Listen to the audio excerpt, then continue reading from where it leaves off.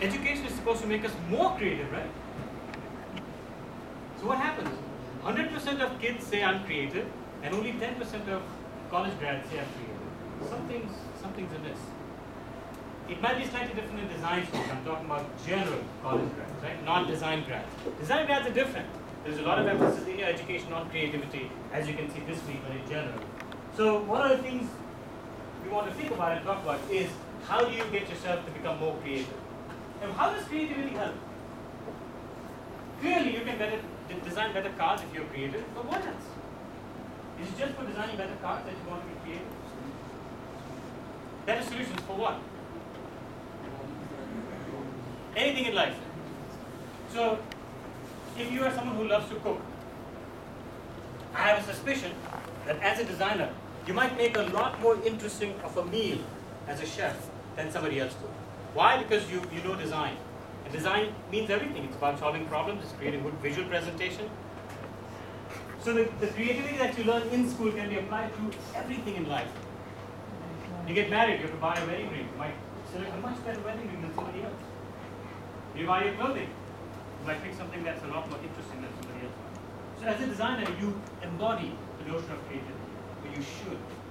That's why we've got this week scheduled for you. So let's talk a little bit about this. How would you define this? There is no one definition for this. There's hundreds of definitions. Give me one definition. What is creativity? To think differently? Yeah. To what end? Why? Why think differently? What's the result of that? To create something new. To think differently and to create something new. If you just keep thinking differently, you don't produce anything. Is that creativity? It's part of it. So you have to produce something. It's a new car, a new product, what it might be. What else? What else is creativity? To think differently? Yeah? Creativity is like giving a form to your thoughts. Exactly. Yeah? Creativity is me. Putting ideas into physical form. Yeah, that's what design is. Taking ideas that are intangible, right, and converting them to something tangible, something solid, something physical. Product, a car. Right? Good. So, how many of you know of this conference, TED, the TED conference? Good, good. Please sound like that. Very good. So someone tell me, what is TED? What is TED.com and what do you see there? Anyone who's seen any of the TED talks? Yeah? Or what's the conference all about? Like an overview for someone who doesn't know. Okay? So TED is a conference that's held in California every year. And now there's TED Global, and all over the world. But TED stands for Technology, Entertainment, and Design. And if you go to TED.com, you will see one of the interesting things about TED is they invite three really important speakers to TED, and they give them 18 minutes. They think 18 minutes is a really good time to hold people's attention. And no matter how famous or how rich or how big you are, you get 18 minutes. That's it. Everyone gets 18 minutes. If you go to the site, you will see these 18-minute presentations on every imaginable topic in the world, from how NGOs operate to how to talk to the dictator.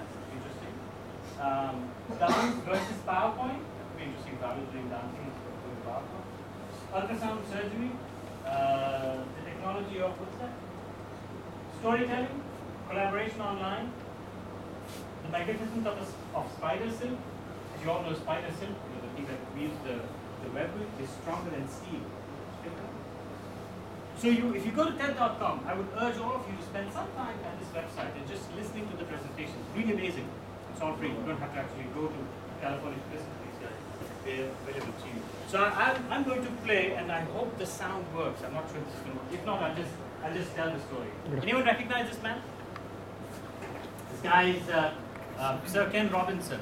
And his interest, expertise, what he does for a living is write books on and discuss creativity, what creativity means and how it's important. He's the one who talked about this idea that when you talk to children, they say they're all creative. You talk to adults, they say they're not. There's something wrong with our education. And he says, just like in high school, all through school, they emphasize science, right? Physics, chemistry, biology, mathematics that many people struggle with. Just as much as we emphasize those subjects, we should emphasize the arts and painting and drawing. Why is this lopsided? Why is there such little emphasis on the arts? Creativity is just as important as science education. That's his idea. So he's got a little clip. He tells a couple of stories. You can listen to those stories. You can get a sound. If you can't get a sound, stop me and I'll just tell you what he's saying. Let's see if this works. I'm just going to hold this to my speaker.